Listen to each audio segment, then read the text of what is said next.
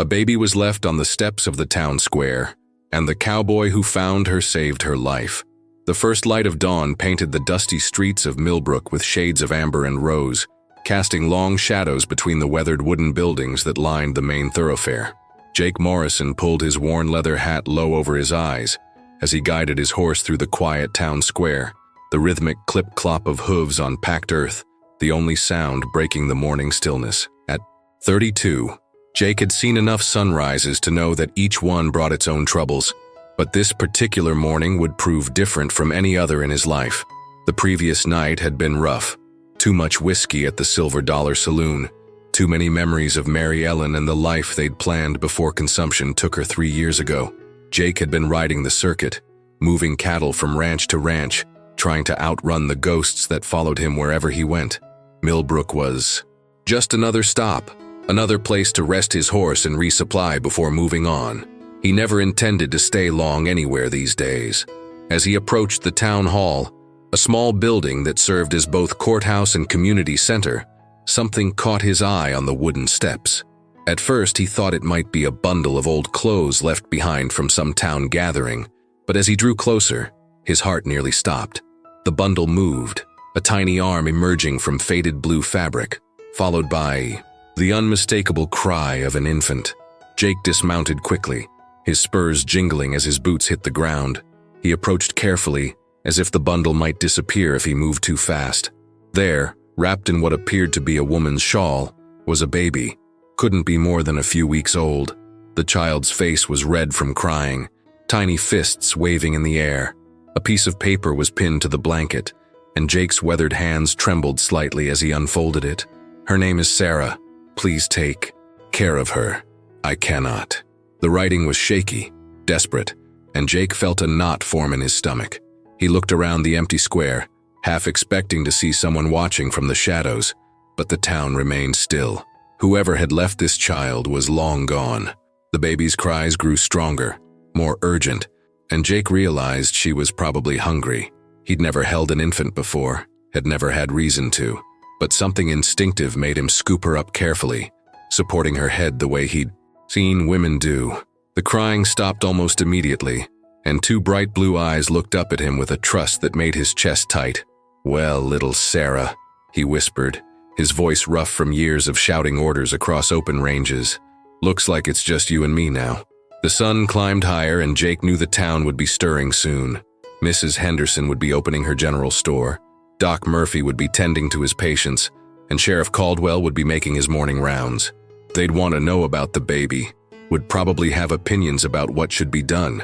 There was talk of an orphanage 2 towns over, a place where unwanted children were sent to be raised by strangers. But as Jake looked down at Sarah, now quiet and somehow content in his arms, he felt something he hadn't experienced in years. Purpose. This tiny life depended on him, trusted him completely. For the first time since Mary Ellen's death, Jake Morrison felt like he might have a reason to stop running and start living again. The baby's eyes drooped closed, exhausted from her morning of crying, and Jake made a decision that would change both their lives forever. He wouldn't let them take her to that orphanage. Whatever it took, whatever he had to do, he would find a way to keep Sarah with him. She'd been abandoned once already. He wouldn't let it happen again. As the first shopkeepers began to appear on the street, Jake wrapped the shawl more securely around the sleeping infant and, walked toward the general store. He had a lot to learn about caring for a baby, and he needed to start right now. Mrs. Henderson's general store smelled of coffee beans, leather, and the faint sweetness of penny candy kept in glass jars behind the counter. Jake pushed through the door, the bell above announcing his arrival, while Sarah remained mercifully quiet in his arms. Margaret Henderson, a plump woman in her 50s with graying hair pulled back in a practical bun, looked up from arranging bolts of fabric and nearly dropped the calico she was holding. "Jake Morrison, what in the Lord's name?" she started, then stopped short when she saw the bundle in his arms. "Is that a baby?" "Found her on the courthouse steps this morning," Jake said, his voice steady despite the uncertainty churning in his gut. "Someone left her there with nothing but a note." Mrs. Henderson hurried around the counter, her hands already reaching for the infant. "Oh, you poor dear thing," she cooed, and Jake found himself reluctant to let Sarah go. She's beautiful, isn't she? Can't be more than 3 weeks old, I'd say. Here, let me hold her while you show me that note. Jake reluctantly handed over both baby and paper, watching as Mrs. Henderson's experienced hands cradled Sarah with the ease of someone who'd raised 5 children of her own. She read the note quickly, her lips pressed into a thin line of disapproval. Shameful, she muttered. Simply shameful. Though I suppose the poor girl, and it was surely a young girl, felt she had no choice. She looked up at Jake with sharp eyes. You'll need to tell Sheriff Caldwell, of course. He'll want to post notices, see if anyone knows who the mother might be. I reckon I will, Jake agreed, though the thought made him uncomfortable. But Mrs. Henderson, I was wondering, what does a baby this young need? For food, I mean, and other things? The older woman's eyebrows rose nearly to her hairline. You're not thinking of keeping her yourself, are you, Jake? A baby needs a mother, needs a woman's care. There's the orphanage over in Cedar Ridge. No. The word came out sharper than Jake intended. I mean, there's got to be another way. Someone in town might want to take her in, raise her proper. Mrs. Henderson studied his face for a long moment, and Jake felt like she could see straight through to his soul. There's the Coopers, she said finally. They've been trying for years to have children.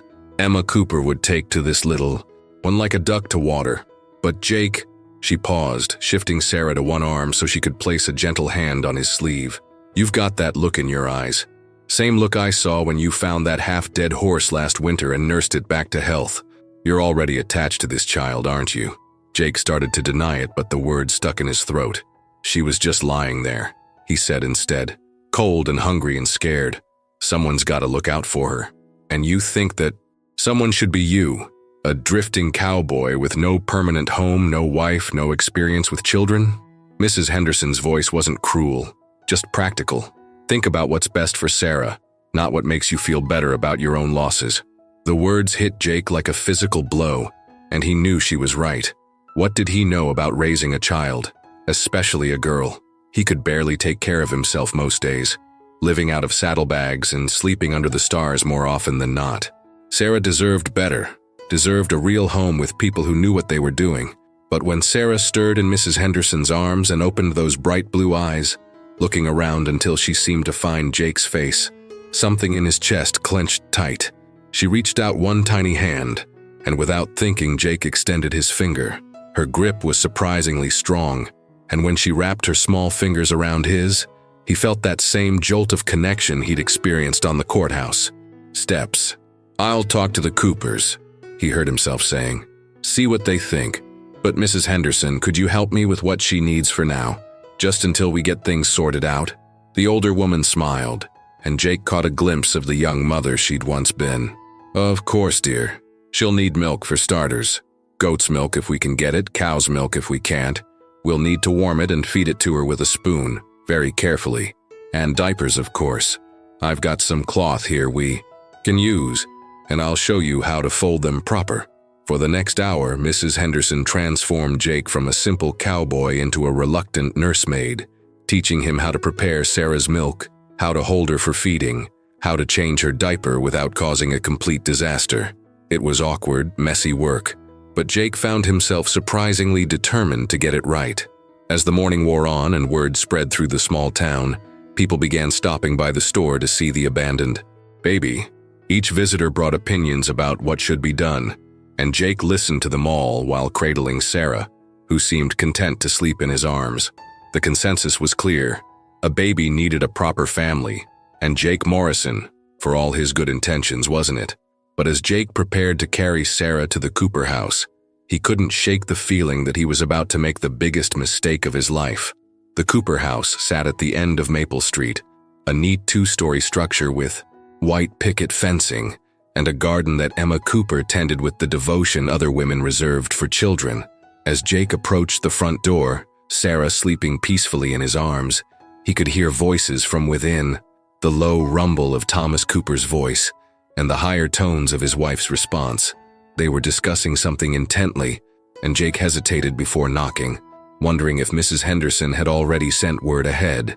Emma Cooper answered the door before Jake could knock, as if she'd been watching for him.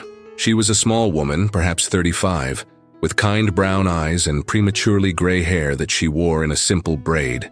Her hands were still dusty with flour, and she wiped them on her apron before looking down at the bundle in Jake's arms. "Mrs. Henderson sent Billy Thomas to tell us," she said softly, her eyes never leaving Sarah's face.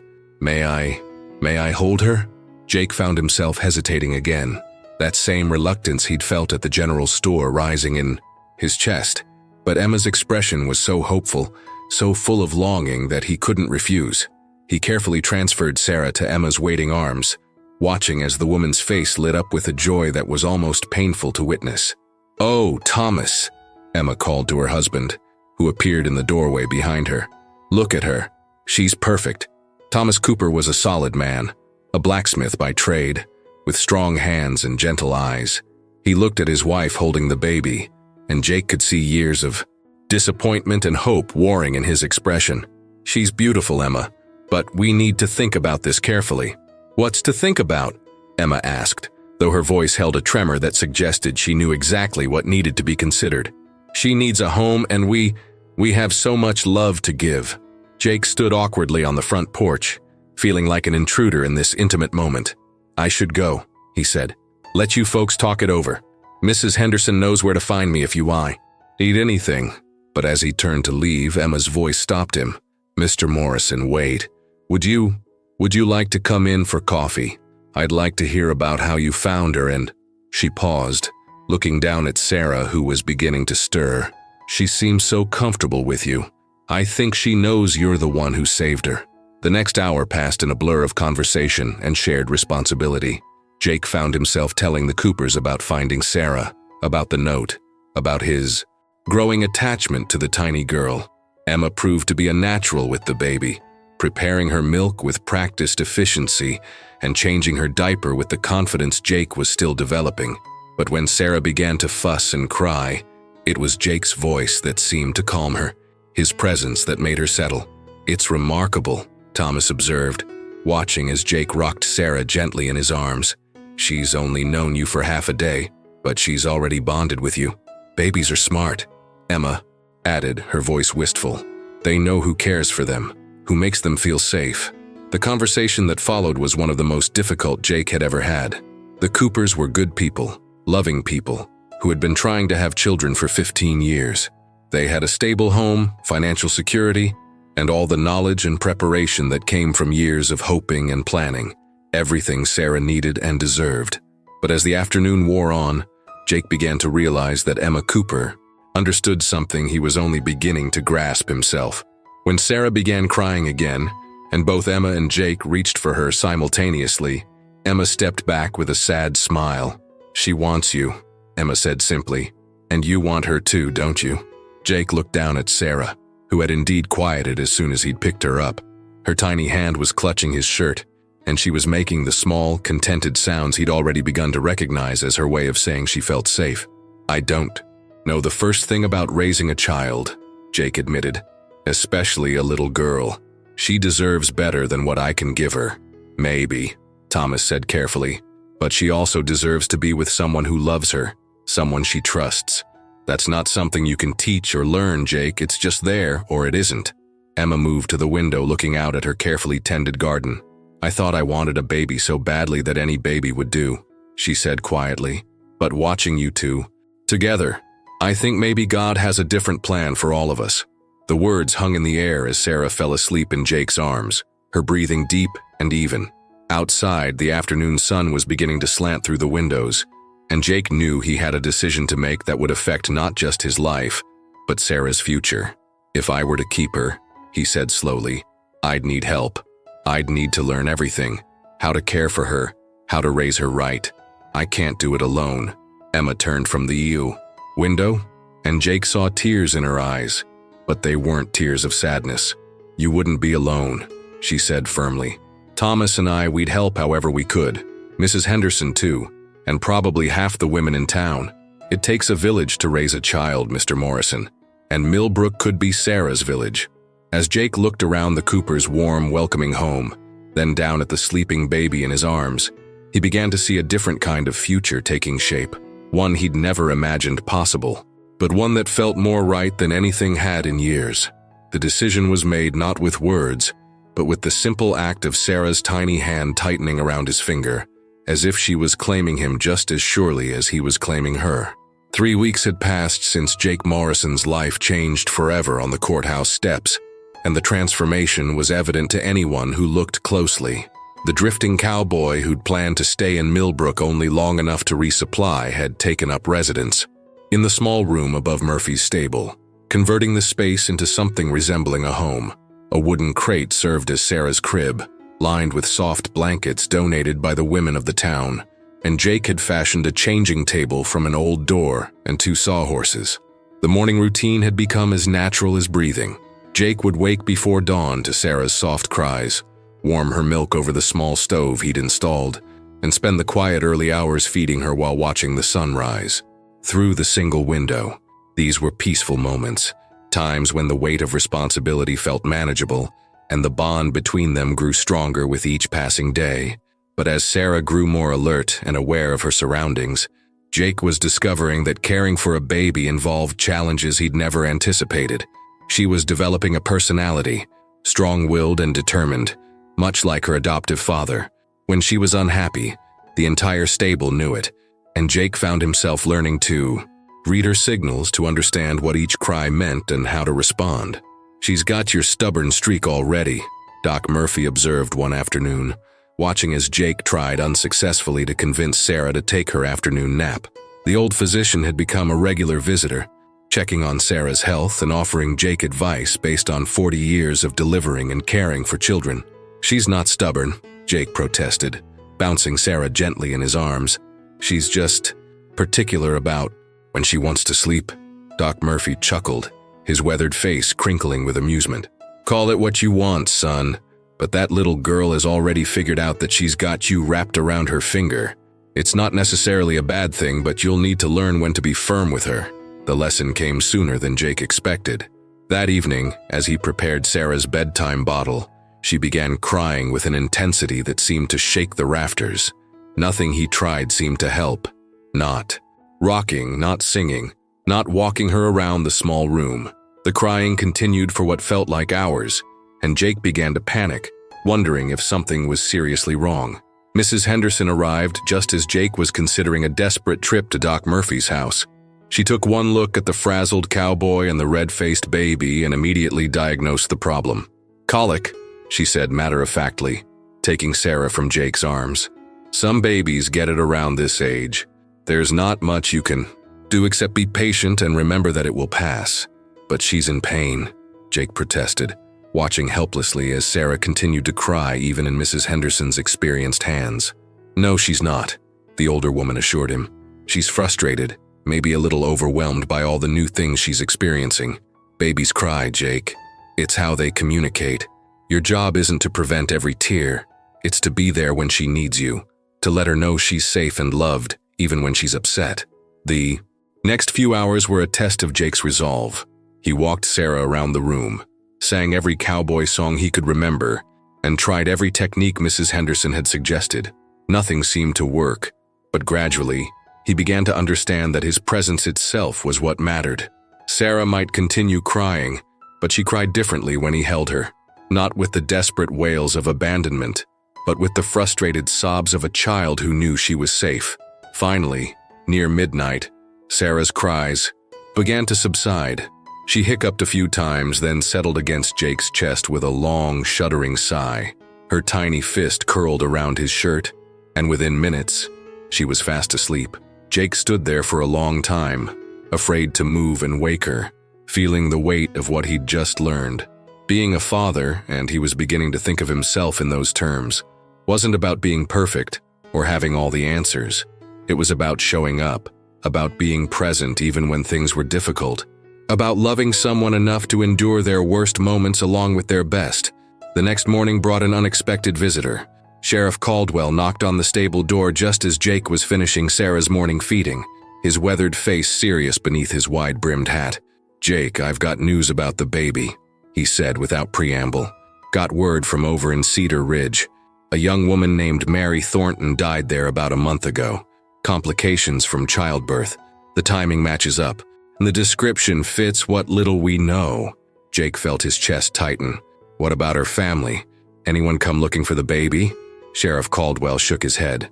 That's just it. Seems like she didn't have any family to speak of. Was working as a seamstress, keeping to herself. The woman who ran the boarding house where she lived said Mary was terrified about having a baby with no husband, no way to support a child. Guess she must have brought the baby here before she took sick. The news should have been a relief. It meant no one would come to claim Sarah. No one would try to take her away. But Jake found himself thinking about Mary Thornton, a young woman alone and afraid, making the desperate decision to leave her child in the hope that someone would care for her better than she could. She did the right thing, Jake said quietly, looking down at Sarah, who was contentedly playing with a small wooden rattle Thomas Cooper had carved for her. She brought Sarah somewhere safe, somewhere she'd be found and cared for. Sheriff Caldwell nodded. That's how I see it too. Far as the law is concerned, you're free to keep her, Jake. Ain't nobody going to contest it. As the sheriff left, Jake realized that this was the moment he'd been waiting for without knowing it. The moment when Sarah truly became his daughter, not just in his heart, but in the eyes of the law and the community.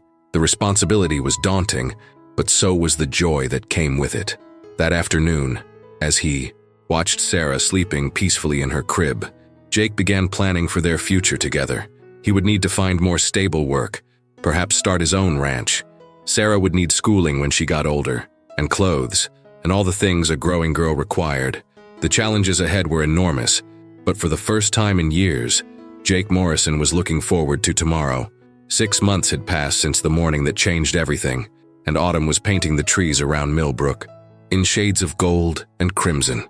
Jake Morrison stood in the doorway of what was no longer just a room above a stable, but a proper home. The space had been transformed with the help of neighbors and friends. A real crib now stood where the wooden crate had been. Curtains hung at the windows, and toys donated by various townspeople were scattered across a small rug on the floor. Sarah, now 8 months old, sat propped up with pillows, her bright blue eyes following Jake's every movement as he prepared for what would be one of the most important days of their lives together. Today, the circuit judge was coming to Millbrook, and Jake would be formally adopting Sarah, making legal what had already become true in every way that mattered. "You ready for this, little girl?" Jake asked, scooping Sarah into his arms. She babbled happily in response, reaching for his face with chubby hands. In the past months, she had grown from a tiny, helpless infant into a curious, active baby who had completely stolen the heart of everyone in town. Mrs. Henderson insisted she was the smartest baby she'd ever seen. Doc Murphy proclaimed her the healthiest, and even Sheriff Caldwell, who generally avoided children, could be seen making funny faces at Sarah whenever he thought no one was looking. The courthouse steps where Jake had first found Sarah were crowded with townspeople who had come to witness the adoption ceremony. It seemed like half of Millbrook had turned out for the occasion, and Jake felt both overwhelmed and deeply moved by the support. Emma Cooper was there with Thomas, and Jake caught her eye as he approached. She smiled and nodded, the sadness that had once shadowed her expression replaced by genuine happiness. Over the months, Emma had become like a sister to Jake and an aunt to Sarah. She helped with everything from choosing appropriate clothes for a growing baby to teaching Jake how to prepare solid foods. The arrangement worked well for everyone. Emma satisfied her maternal instincts by helping care for Sarah, while Jake gained the support he needed to be the father Sarah deserved. Judge Harrison was a distinguished man in his 60s, with steel gray hair and kind eyes behind wire-rimmed spectacles. He had presided over hundreds of legal proceedings, but adoptions were among his favorites, especially ones with stories like this. "Mr. Morrison," the judge began, his voice carrying clearly across the gathered crowd, "I understand you wish to formally adopt Sarah Jane Morrison, a name I believe you chose for her." "Yes, sir," Jake replied, his voice steady despite the emotion churning in his chest. "Sarah Jane, after my grandmother Sarah and my late fiancée, Mary Ellen Jane." The judge nodded approvingly. "Tell me, in your own words, why you believe this adoption is in the best interests of the child." Jake looked down at Sarah, who was contentedly chewing on the edge of her blanket, oblivious to the momentous nature of the proceedings. "Your, Honor, I can't claim to be perfect. I never planned to be a father. Never thought I had it in me. But this little girl, she changed everything. She made me want to be better, to build something lasting and good. I love her more than I ever thought possible, and I can't imagine my life without her." The judge smiled. "And the community's response to this arrangement?" Mrs. Henderson stepped forward, appointed as the unofficial spokesperson for the town. "Your Honor, in all my years in Millbrook, I've never seen anything like what we've witnessed these past months. Jake Morrison has transformed from a drifting cowboy into a devoted father. Sarah is thriving in his care, and the whole town has rallied around them. This child has brought out the best in all of us." Doc Murphy added his medical testimony, confirming that Sarah was healthy and well cared for. Thomas Cooper spoke about Jake's character and determination. Even Sheriff Caldwell, uncomfortable with public speaking, managed a few words about Jake's reliability and the positive changes he'd made in his life.